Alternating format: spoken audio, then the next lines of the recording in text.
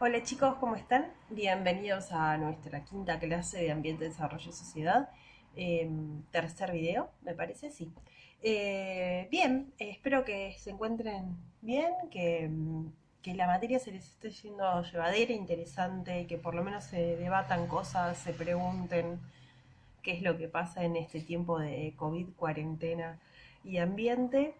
Em, y es que por eso en ese sentido vamos a seguir trabajando con algunas temáticas vinculadas al coronavirus y el ambiente.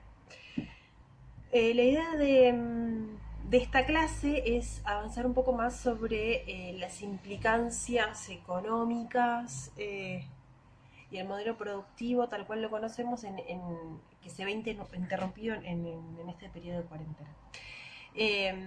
Si recuerdan, la clase pasada estuvimos trabajando un poco con eso, pero de una perspectiva más discursiva de construir esas ideas de qué hay detrás, mejor dicho, de las ideas de pensar el coronavirus como la cura para generar un ambiente más saludable. En ese sentido, y en esta oportunidad les traigo un texto también.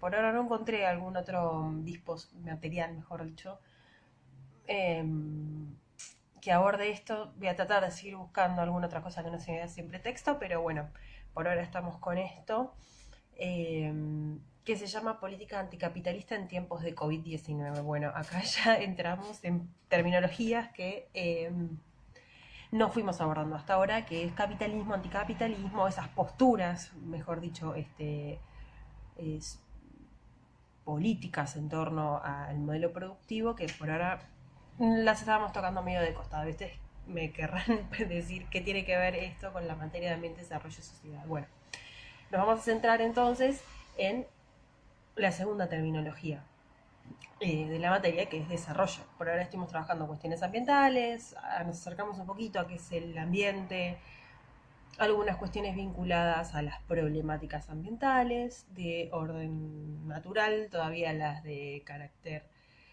social las vimos pero muy por arriba. Bueno, un poquito esto de COVID podría vincularse, pero no en la profundidad que a mí me gustaría. Eh, y por eso eh, vamos a centrarnos en el segundo concepto que conforma el título de nuestra materia, que es desarrollo. Sociedad la vamos a tocar, la estamos tocando más de manera transversal, pero bueno, ambiente y desarrollo son dos conceptos que por separado pareciera que todos entendemos lo que es, pero no sabemos qué es lo que es, y lo pensamos como desde puntos de vista positivos, pero no sabemos a qué hacemos referencia. Todos, ¿quién bastante se acuerda del desarrollo? Todos estamos de acuerdo con el desarrollo. El tema es qué tipo de desarrollo eh, está contenido en esa definición, ¿sí? Entonces ahora me gustaría empezar a debatir un poco sobre las terminologías de desarrollo, que lo vamos a seguir trabajando en clases, porque después de esto tenemos las debates en torno al desarrollo sustentable y las críticas al desarrollo sustentable también, que esas críticas se vinculan bastante con este texto, pero bueno, eso lo vamos a dejar para más adelante. Eh, entonces, este texto que se llama Política Anticapitalista en tiempos de COVID-19 viene a desarrollar un poco esta idea de desarrollo económico, cómo está planteado en la actualidad y cómo se ve interrumpido por este coronavirus. Hice una introducción bastante larga, pero para que se vayan entendiendo por qué estamos trayendo este texto acá. Les pido que vean este video hasta el final porque es un texto no es fácil de entender, es un texto de índole ya académico, pero es más de difusión, no de revista, digamos. Quien lo escribe es David Harvey. No sé si lo conocen, pero bueno, es un geógrafo y como geógrafo lo queremos porque es un referente a nivel por lo menos mundial occidental de la geografía eh, anglosajona, muy interesante, que tiene escrito un montón de libros vinculados al desarrollo económico, a las urbanizaciones, a la producción del espacio y cómo el capitalismo se reconvierte para generar nuevas ganancias todo el tiempo, y cómo usa el espacio para esa reconversión. Eso es como en términos generales lo que él estudia. Acá hizo una nota de opinión, de difusión científica, de 8 páginas, es largo, pero se lee bastante fácil. Tiene algunos errores de traducción, porque bueno, David Harvey es inglés, pero hizo toda su carrera académica en Estados Unidos, y también es interesante leer a alguien que no es de nuestra lengua. No se asusten porque el texto está en castellano, pero que no, digamos, que no es de nuestra lengua, que no es de nuestra región, no escribe desde Latinoamérica, escribe desde el contexto bien núcleo central del desarrollo económico capitalista, y lo critica desde ahí. Entonces, en ese sentido está bueno también pensar desde dónde se producen los discursos. Eh, Hago un paréntesis acá. Como verán, la materia va a tener este tinte durante toda la materia, ¿sí? Si ustedes se pensaban que íbamos a ver ciclos de agua y de carbono, no. O sea, lo vamos a tocar medio por arriba, pero es interesante complementar sus conocimientos vinculados a las ciencias exactas, a las ciencias naturales, con este tipo de perspectiva del ambiente desarrollada desde las ciencias sociales, ¿sí? En ese sentido se hace el vínculo. Es un complemento súper interesante. Bien, el texto va a citar a Marx, va a citar a otros autores, pero básicamente lo que viene a cuestionar es el capitalismo tal cual está planteado ahora.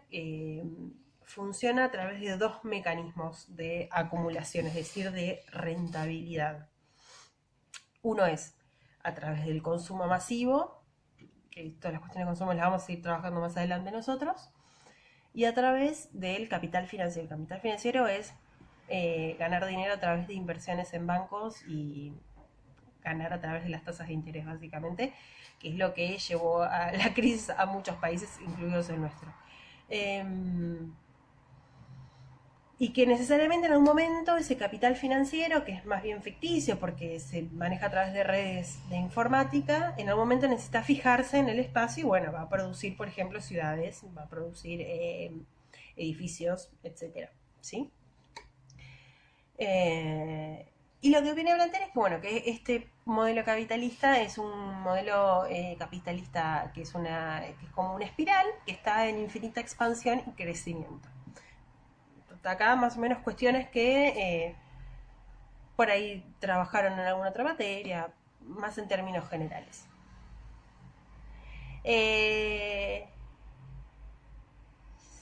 Y es interesante cómo viene a cumplir un rol muy concreto la globalización y China en todo este proceso, digamos. Crisis del 2008, que es una crisis de las hipotecas, se le podría decir, en Estados Unidos. El rol central que tiene Estados Unidos empieza a traspolarse bien a China como el salvador de esa crisis, que fue lo que efectivamente pasó. Y es ahí, es en esa economía china en donde surge, por lo menos creemos que surge de un traspaso animal a uno humano, el virus. Por ahora un consumo de un murciélago, por lo que sabemos, y que eso generó el traspaso, una mutación del virus de un animal a los seres humanos, y eso generó una cadena de caídas de países vinculados que se contagiaron, ¿sí?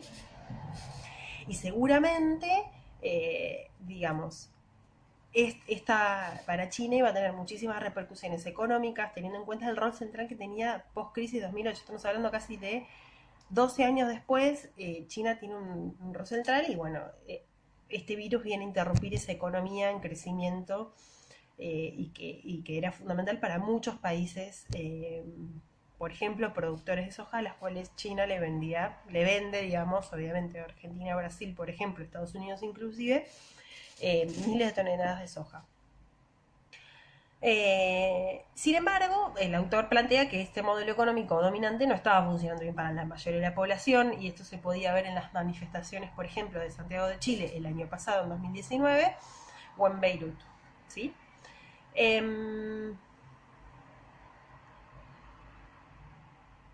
Y él acá el autor empieza justamente a traer la idea de cómo el ambiente favorece o desfavorece esta circulación del virus. ¿Sí? Lo toca muy, muy por arriba, pero es interesante pensar cómo algo que no, la naturaleza, algo no como separado, externo a nuestra vida cotidiana, a nuestra cultura, a la economía, sino como una relación dialéctica, eh, planteadas así más o menos, ¿no? El capital modifica las condiciones medioambientales de su propia reproducción, es decir, necesitamos modificar nuestra naturaleza constantemente para poder reproducir el capital, pero lo hace en un contexto de consecuencias involuntarias, como el cambio climático, y con el transformo de fuerzas evolutivas autónomas e independientes que andan perpetuamente reconfigurando las condiciones ambientales. Es decir, pensar cómo este virus puede circular de mejor o menor o peor manera a través de la naturaleza es también una forma de pensar cómo el capitalismo empezó a modificar esa naturaleza y que favoreció estas condiciones. ¿Sí? Obviamente que quienes estén en mejores condiciones ambientales, seguramente la circulación iba a ser menor que los que están mejor. Y esto es claramente muy visible, ¿sí? Países con altas tasas de contaminación ambiental estaban más inmunodeprimidos que países con mejores condiciones, ¿sí? Desde este punto de vista, no hay nada que sea un desastre verdaderamente natural, digamos, para el autor. Nosotros podemos decir que sí hay desastres naturales, pero bueno. Los virus van mutando todo el tiempo, pero las circunstancias en las que una mutación se convierte en una amenaza para la vida dependen de acciones netamente humanas. Y justamente las condiciones ambientales incrementan la probabilidad de vigorosas mutaciones. Y que justamente no les sorprende que esas mutaciones se hayan llevado en el sudeste asiático, una zona en donde, con un fuerte crecimiento industrial, en donde en los últimos 20, 30 años fue abismal los cambios ambientales que se sucedieron a partir de la instalación de grandes industrias, ¿sí?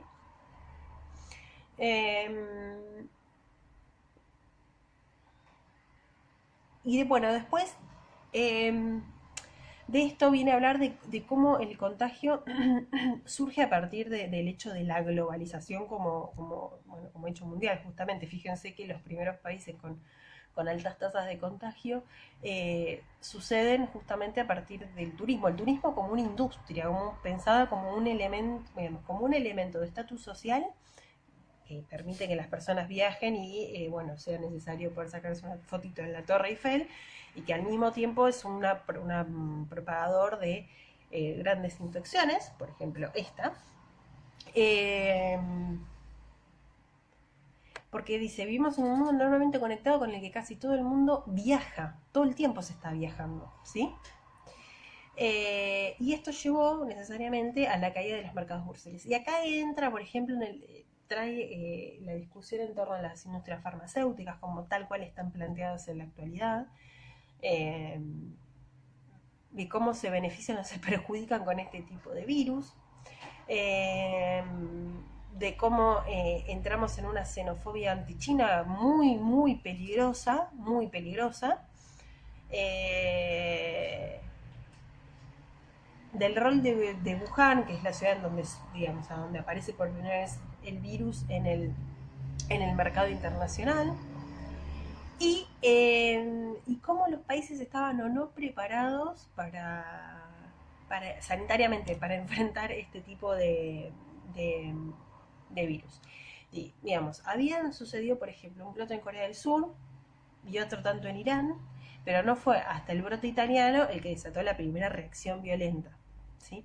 Y fíjense que justamente son los países más centrales, industrializados, desarrollados en un sentido económico, los que presentan mayores índices de muerte y de contagio. Tenemos Italia, España más o menos, está dentro de la Unión Europea, pero no necesariamente se podría pensar como un país fuertemente central, y Estados Unidos. Y fíjense que sus políticas sanitarias fueron las más privatizadas en los últimos tiempos. Entonces, cómo estas políticas tuvieron que reconvertirse para poder atender la gran masa de enfermos que tuvieron de un momento a otro, ¿sí? Todo el tiempo está trayendo cómo esto genera caídas de los mercados bursátiles. El mercado bursátil es el mercado de las bolsas, en donde las empresas se cotizan por acciones, ¿sí?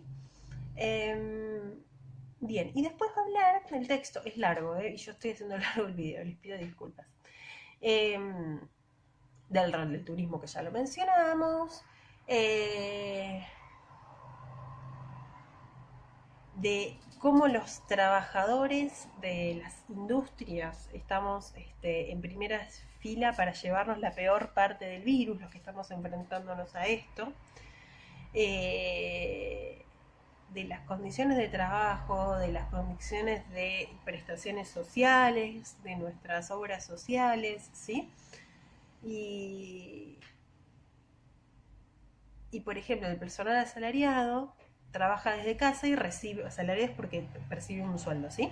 Y recibe su nómina, su salario igual que antes, mientras los ejecutivos, digamos, se siguen llenando de plata eh, a costa de, por ejemplo, de un teletrabajo, que es lo que se denomina ahora un trabajo sin horarios prácticamente, ¿sí? Bien, el texto es súper interesante porque va a hablar de quiénes son los ganadores de esta situación y quiénes son los vencidos. Y viene a cuestionar muchísimo el desarrollo económico y cómo esto favorece la propagación del virus. Eh, de nuestro consumo excesivo, esto dije que lo íbamos a retomar más adelante, pero funciona de esa manera, digamos, en la medida en que se frene ese gusto por esos excesos consumistas temerarios e insensatos, podría haber algunos beneficios a largo plazo. También habla de los beneficios a largo plazo de esta cuarentena, viene a hablar de las mejoras en la calidad del ambiente. Yo ahí discrepo un poco por lo que vimos la semana pasada, pero bueno, es interesante también cómo lo plantea.